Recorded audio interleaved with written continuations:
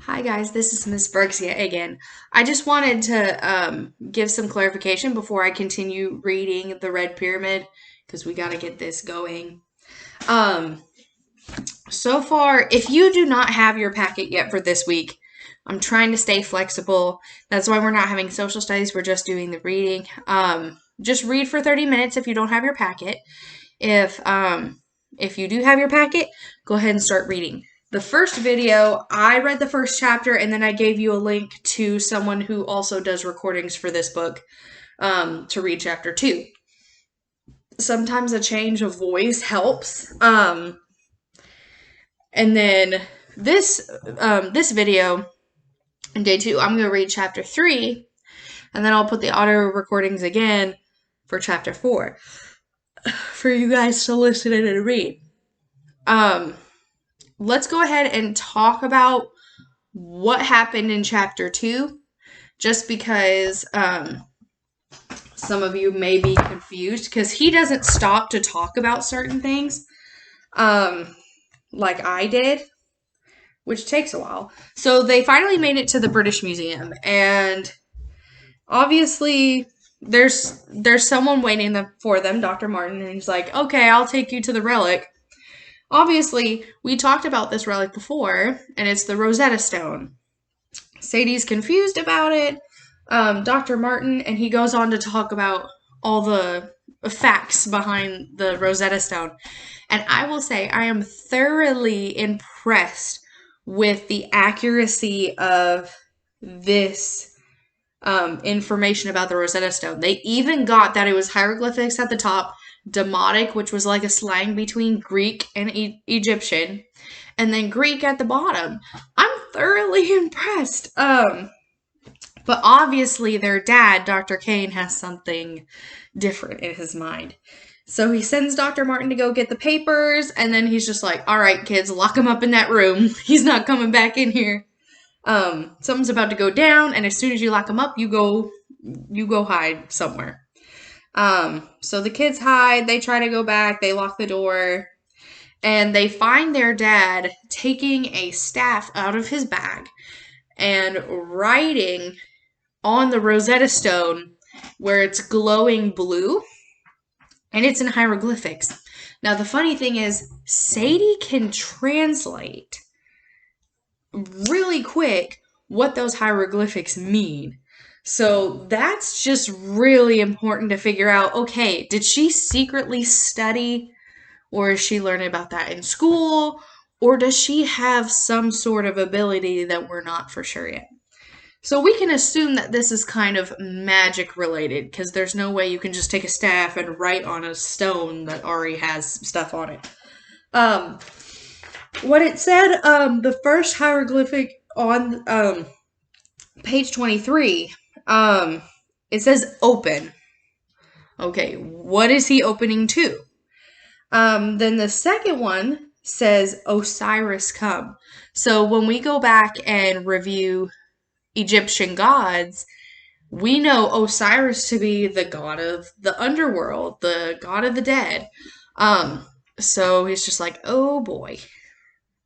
What we can assume is he's opening a path to the underworld and trying to get Osiris out. For what reason, we're not sure yet. I really want to hear your guys' opinions on that. But instead of that, a fiery figure comes out, and he traps Dr. Kane in what seems to be a big sarcophagus. But it's like their dad's trying to tell them, like, get out, get out, get out, without shouting it to them, but they just don't leave. They're stubborn. So it says also on page 27 what the figure looks like. So it's almost human, pale skin, cruel, angular features, and glowing red eyes. But the other face is like an animal with dark fur and sharp fangs, worse than a dog or a wolf or a lion. Some animal I had never seen before. So that's really important to note, because a lot of these animals that we have discussed, like Horus has the head of a falcon. all of those that we've talked about have been very distinct animals that we automatically know. This is one we don't know yet. So that's really important. So this creature comes to lash at them, at the children, but something about that amulet's glowing really hot and everything goes crazy. The two figures from before in chapter 1 come back. And Carter goes unconscious. So that is where we're at right now. I'm going to read chapter 3, and I'll put the links for the other audio recording at chapter 4 in the description. Because honestly, guys, my voice can only take it for so long. You guys should know that by now. So we're on chapter 3, page 29. Even if you don't have the book, you can go ahead and listen to all this, and I think it'd be fine. As long as you can process what's happening, I think it's okay. Chapter 3 is called Imprisoned with My Cat. Okay, so we already talked about the cat. How the cat's kind of like weird. And if we remember from chapter 1, Dr. Kane was like, Sadie, you still got your cat, right? It still has the amulet, right? And they're like, yeah. So maybe there's something up with that. And if you look on the side, it no longer says Carter, it says Sadie. Sorry. So let's go ahead and read this. Give me the bloody mic. Again, some of this is, this chapter is from Sadie's point of view. And remember that she actually grew up in England, so she's, she has a British accent, and she has British slang. So if there's a few words that you're confused about, or it's spelled differently, then it's probably because it's different in England. Hello, Sadie here. My brother's a rubbish storyteller. Sorry about that, but now you've got me, so all is well. Let's see. The explosion. Rosetta Stone in a billion pieces. Fiery evil bloke. So bloke is like an evil guy. Dead box in a coffin. Creepy Frenchman and Arab girl with the knife. Us passing out. Right. So when I woke up, the police were rushing about, as you might expect. They separated me from my brother. I didn't really mind that part. He's a pain anyway. But they locked me in the curator's office for ages. And yes, they used our bicycle chain to do it. Cretins. So if you don't know what cretin means, it's like just awful people. You're an awful person. You're a cretin. I was shattered, of course. I'd just been knocked out by a fiery whatever it was. I'd watched my dad get packed in a sarcophagus and shot through the floor. I tried to tell the police all about that, but did they care? No. Worst of all, I had a lingering chill, as if someone was pushing ice-cold needles in the back of my neck. Oh, yeah. It had started when I looked at those blue glowing words. Dad had drawn on the Rosetta Stone, and I knew what they meant. A family disease, perhaps? Can knowledge of boring Egyptian stuff be hereditary? With my luck. Long after my gum had gotten stale, a policewoman finally retrieved me from the curator's office. She asked me no questions. She just trundled me into a police car and took me home. Even then, I wasn't allowed to explain to Gran or Gramps. The policewoman just tossed me into my room, and I waited. And waited. I don't like waiting. I paced the floor. My room was nothing posh. So posh there is like nothing fancy. Posh means fancy. Nothing posh, just an attic space with a window and a bed and a desk. There wasn't much to do. Muffin sniffed my legs, and her tail puffed up like a bottle brush. Like a toothbrush, a little bit. Just stuck right up. I suppose she doesn't fancy the smell of museums. She hissed and disappeared under the bed. Thanks a lot, I muttered. I opened the door, but the policewoman was standing guard. The inspector will be with you in a moment, she told me. Please stay inside. I could see downstairs, just a glimpse of Gramps pacing the room, wringing his hands, while Carter and the police inspector talked on the sofa. I couldn't make out what they were saying. Could I just use the loo? Loo is a toilet, so, can I use the restroom? I asked the nice officer. No, she closed the door in my face, as if I as if I might rig an explosion in the toilet. Honestly, I dug out my iPod, and that tells you how old this is. An iPod, so the little ones that could just hold your music. You couldn't have pictures on it, really. And scrolled through my playlist. Nothing struck me. I threw it on my bed in disgust. When I'm too distracted from music, that is a very sad thing. I wonder why Carter got to talk with the police first. It wasn't fair. I fiddled with the necklace Dad had given me. I'd never been sure what that symbol meant. Carter's was obviously an eye, but mine looked a bit like an angel, or perhaps a killer alien robot. So let me show you. You guys should see it if you're reading the book with me. That's what the symbol looks like. Why on earth had Dad asked if I still had it? Of course I still had it. It was the only gift he'd ever given me. Well, apart from Muffin. And with the cat's attitude, I'm not sure I would call her a proper gift. Dad had practically abandoned me at age 6, after all. The necklace was my one link to him. On good days, I would stare at it and remember him fondly. On bad days, I would fling it across the room and stomp on it and curse him for not being around, which I found quite therapeutic. But in the end, I always put it back on. At any rate, during the weirdness at the museum, and I'm not making this up, the necklace got hotter. Now, heat on a necklace, especially if it's metal, that's hot. So you can't really mistake anything else for that. I nearly took it off, but I couldn't help wondering if it truly protected me somehow. I'll make things right, Dad had said, with that guilty look he often gives me. Well, colossal fail, Dad. What had he been thinking? I wanted to believe it had all been a bad dream. The glowing hieroglyphics, the snake staff, the coffin, things like that simply don't happen. But I knew better. I couldn't dream anything as horrifying as that fiery man's face when he'd turn on us.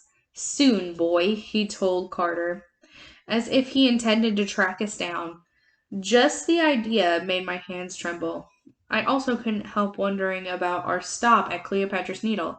How Dad had insisted on seeing it, as if he were stealing his courage, and if what he did at the British Museum had something to do with my mom. Now it says mum, again, British accent.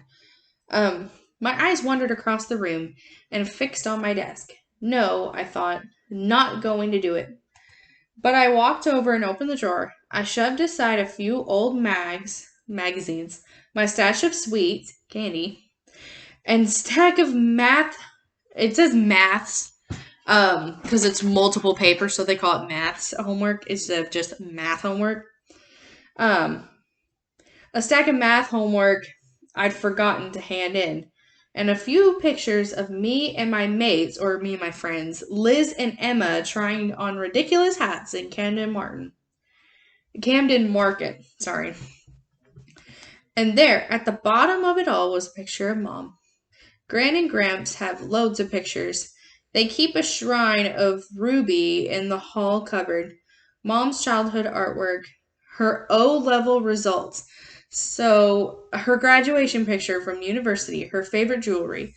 So again, this is more so something different with anything not American. So in England, instead of having like A's, B's, C's, O's were the highest. You can think of that as kind of like saying outstanding.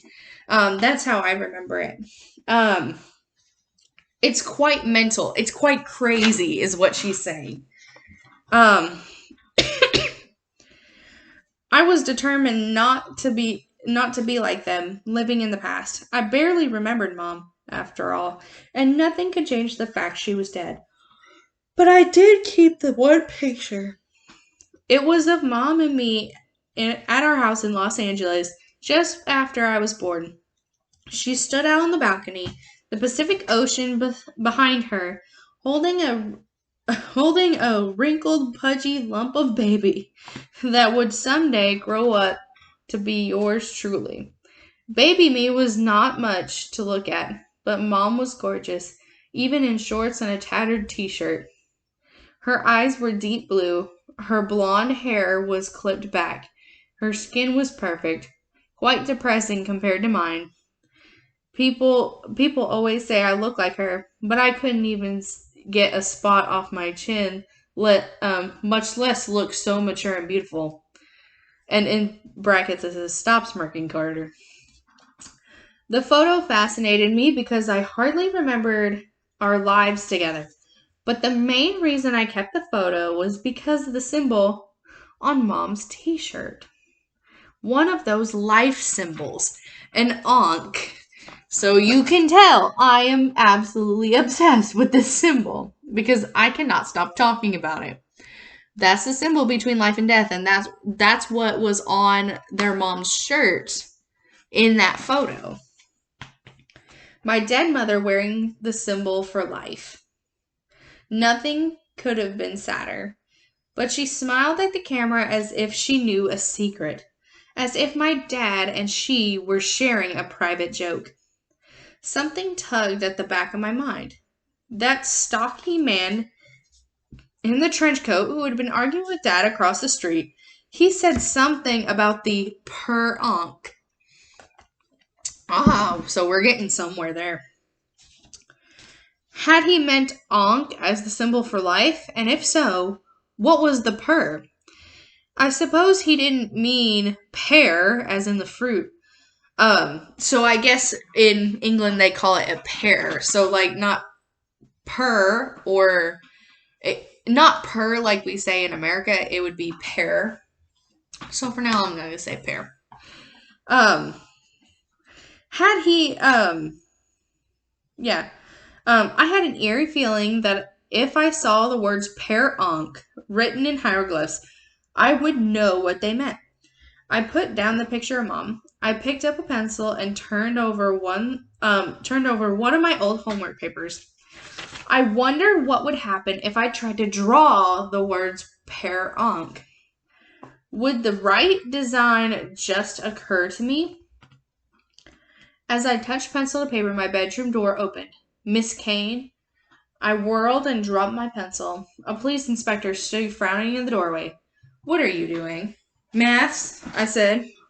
My ceiling was quite low, so the inspector had to stoop to come in.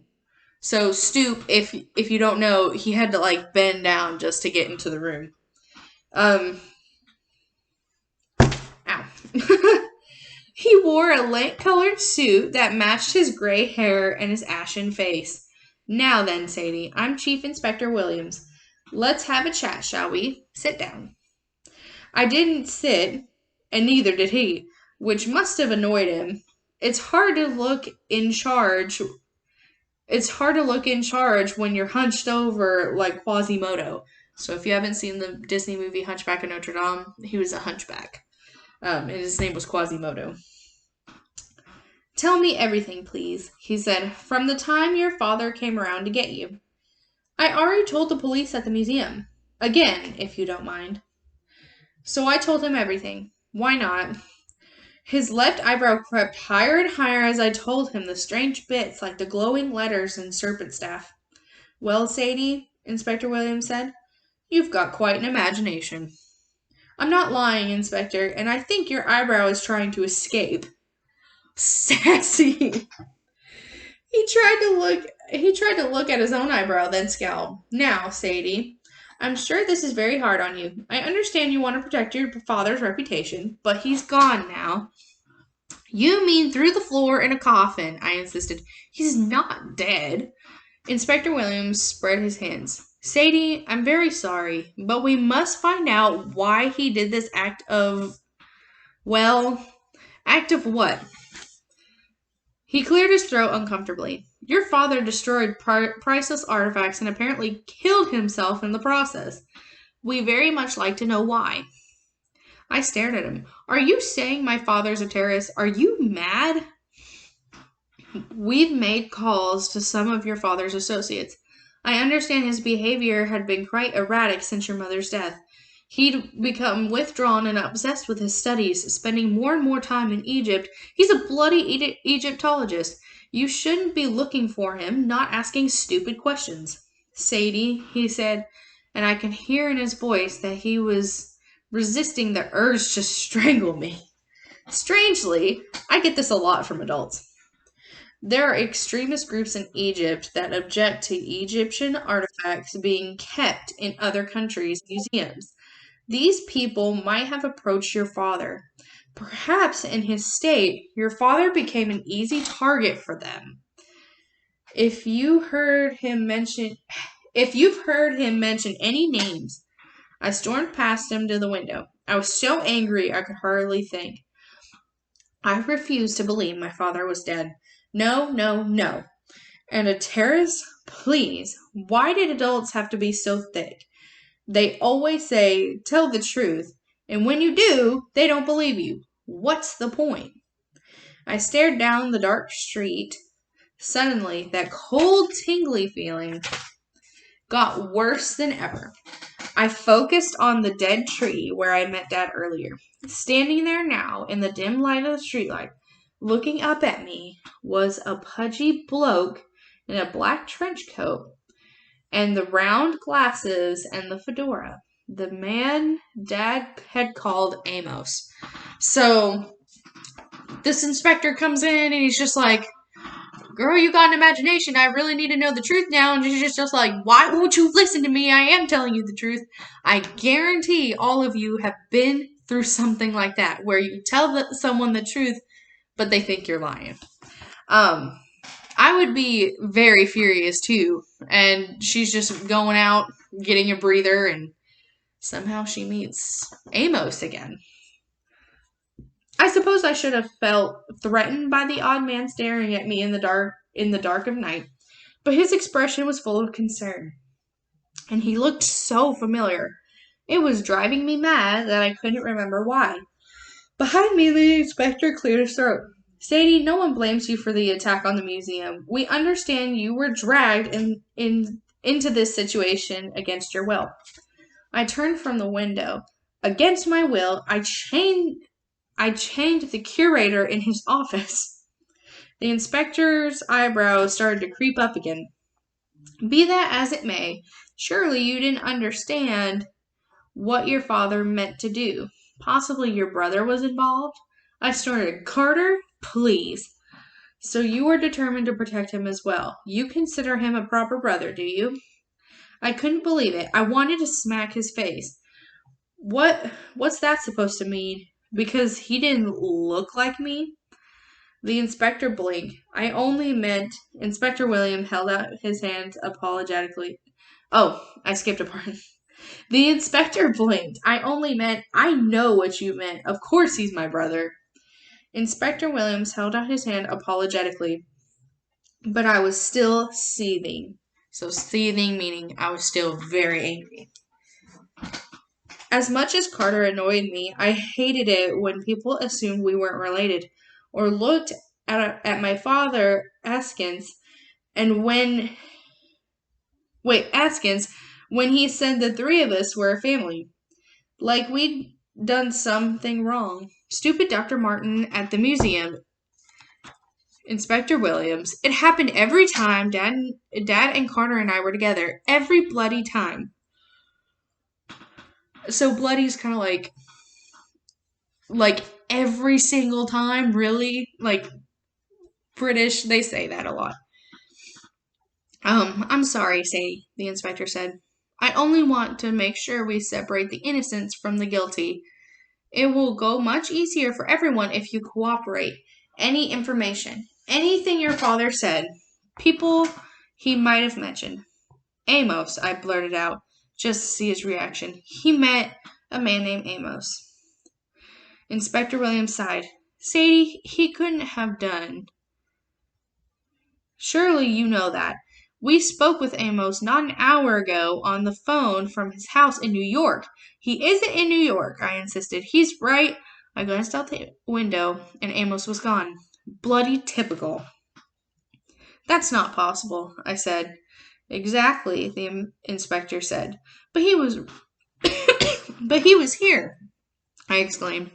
Who is he? One of Dad's colleagues? How did you know to call him?